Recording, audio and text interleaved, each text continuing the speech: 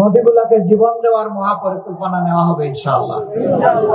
আমরা কারো লাল চক্ষুকে ভয় করি না ভাই, আমরা ভয় করি শুধু আল্লাহ রাব্বুল আলামিনকে। কোন আধিপত্যবাদের ছায়া বাংলাদেশে আমরা দেখতে চাই না। অবশ্যই বিশ্বের সকল সভ্য দেশের সাথে আমরা বন্ধুত্বের সম্পর্ক চাই।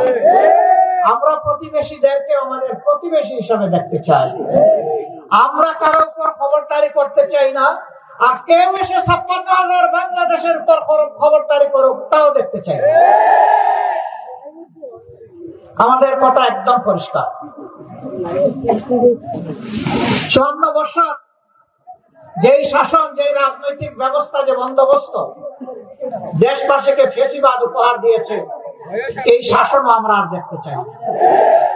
আমরা চাই তার আমূল পরিবর্তন। সেই আমূল পরিবর্তনের সময়টা আপনাদেরকে দেশবাসীকে হাতছানি